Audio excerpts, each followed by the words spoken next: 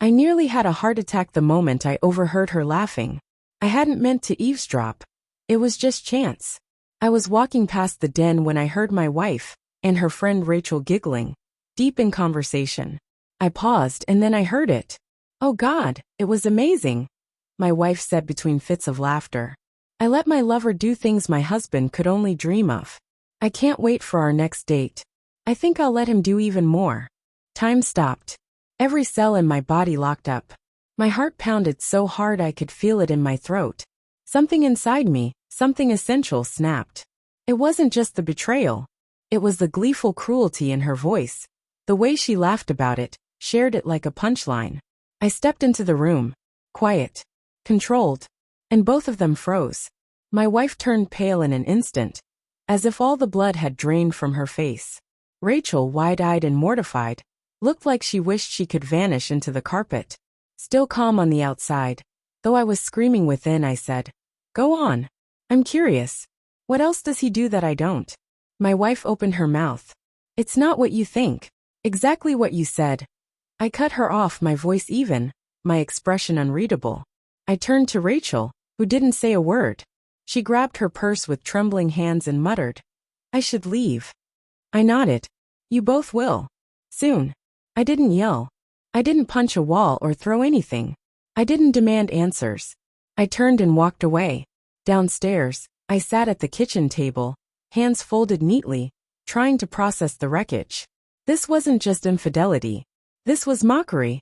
My wife had been living a double life under my roof, sleeping in my bed, spending my money, and laughing behind my back. But I wasn't going to react with rage. No, I would respond with clarity, precision. Not out of spite, but because it was time. That night, I didn't sleep.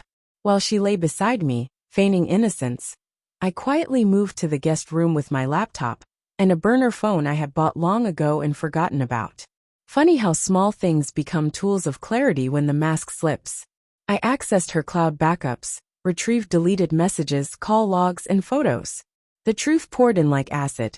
There were nudes she had sent while we were visiting my parents for Thanksgiving. A hotel bill from the same night. I stayed up late, helping our daughter finish a science project. Voice messages dripping with lust and cruelty, where she bragged about how much better he was than me. It didn't hurt anymore. Not in the way you'd expect. It was liberating. I saw her clearly now. By morning, I had a plan. I met with my lawyer. I didn't need to tell him the whole story. I simply slid the folder of evidence across his desk. He flipped through the texts and photos, gave a slow nod and said, "We'll file for divorce on grounds of adultery. No spousal support. You'll keep the house. If we do this right, she won't even see it coming." Exactly what I needed to hear. We froze our joint accounts. I transferred my business income into a secure LLC. I changed every password, updated my will, and put legal protections around the car and other assets. By the time she caught on, she'd be too far behind to do anything about it. That evening, she tried to act like nothing had changed. She asked if I wanted takeout. Smiling, I said, "Sure. You remember that place on Lincoln?" She lit candles, played soft jazz, wore the black silk robe she usually saved for anniversaries. "I thought maybe we could try again," she said, opening a box of spring rolls. "You've been kind of distant lately." I nodded. "You're right. I have been." "Anything on your mind?" she asked. "Plenty. But I just said, let's just eat." We had dinner. She smiled, made small talk. She thought the performance was working, but I was already 3 moves ahead. The next morning, I kissed her cheek and told her to take her time getting ready. I had errands to run. What I actually did was drop off notarized copies of the divorce petition, meet with a private investigator to verify everything, and pay off the car in full. I sent an anonymous email to one of her more principled friends, someone who would question what she saw. The subject line was simple: "You deserve to know who she really is." 2 screenshots were attached. Just enough. That evening she came home quiet. Off. She looked at me cautiously. "You've been really nice lately. Should I not be?" I asked. "No. It's just different. Maybe I'm just getting used to the truth," I said. Her face twitched. Barely, but I saw it. That tiny flinch was everything. Later that week, she said she was meeting Rachel. I smiled and said, "Tell her I said hi."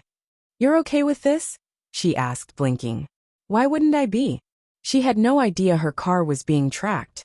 Something I'd set up months ago, under the pretense of an insurance discount. At 9:18 p.m., I received a photo of her entering a downtown hotel suite with a man I recognized from the background of a beach photo she'd posted weeks earlier. The stranger she swore she didn't know. I cataloged every detail. Log times, locations, faces. She thought she was winning, but I was playing a different game. The next morning, I filed everything.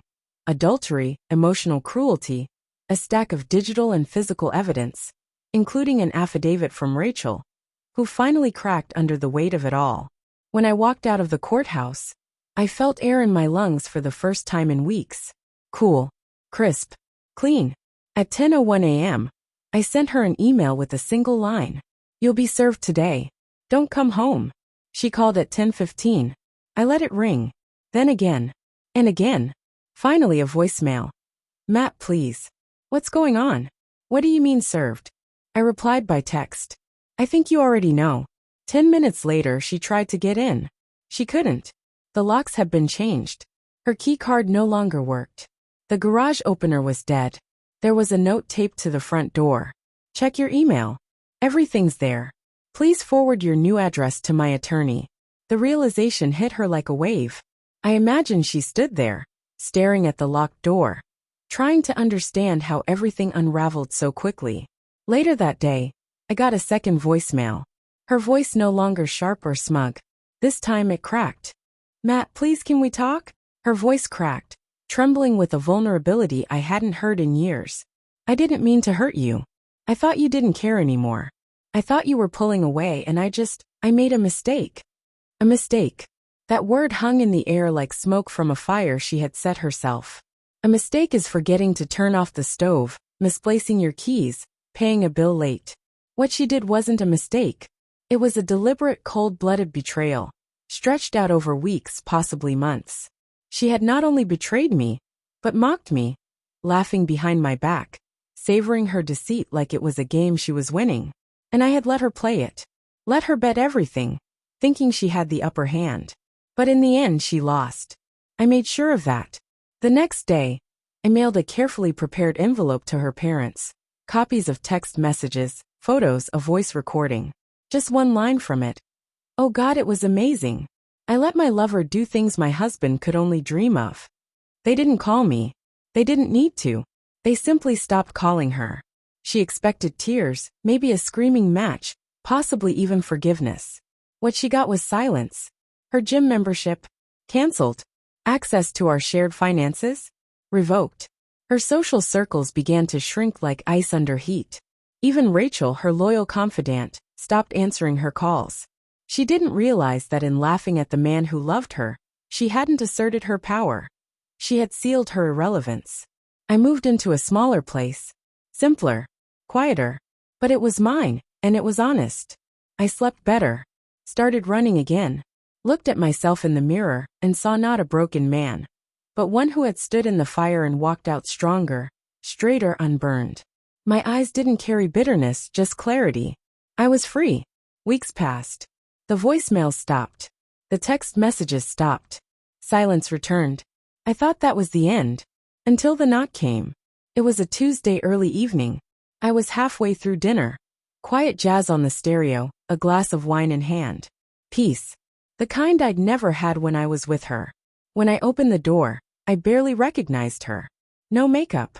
Hair pulled back in a loose knot. Pale. Eyes sunken. Not just tired. Empty. Worn down by whatever storm she'd finally found herself in. The woman who once radiated control now looked as though she had spent days searching for a version of herself that no longer existed. "Can we talk?" she asked. "About what?" I said. She hesitated, then tried. "I don't know who I was when I did all that. I spiraled. You were always so calm, so steady. I took that for granted. I thought I could do better. I was wrong." I didn't answer. I didn't need to. "You were a good man," she continued. "Better than I deserved. I see that now. I don't expect you to forgive me. I'm sorry. The words lingered in the air like the scent of rain after a storm. Familiar but too late. Too far gone. You didn't just cheat, I said quietly. You humiliated me. You mocked me. You laughed about it while sitting at our table, under our roof. You turned our marriage into a joke.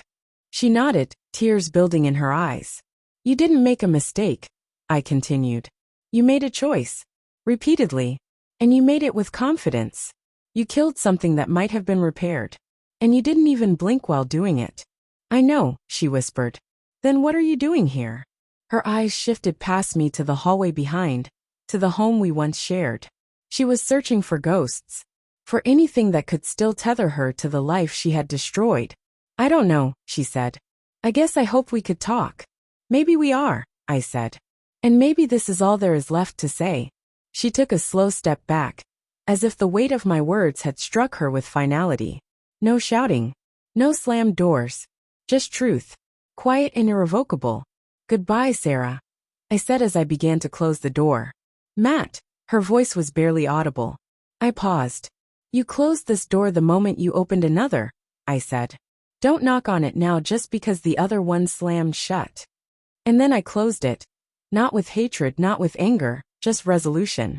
She never came back. Her name faded from my conversations, from my thoughts, from the very spaces she once filled. The man I became after her, quieter, stronger, wiser, didn't rebuild the life she shattered. He built a better one. One rooted in peace, self-respect, and honesty. And not once, not for a second, did he wish she was part of it. Would you like a continuation of this story, or a version from Sarah's perspective?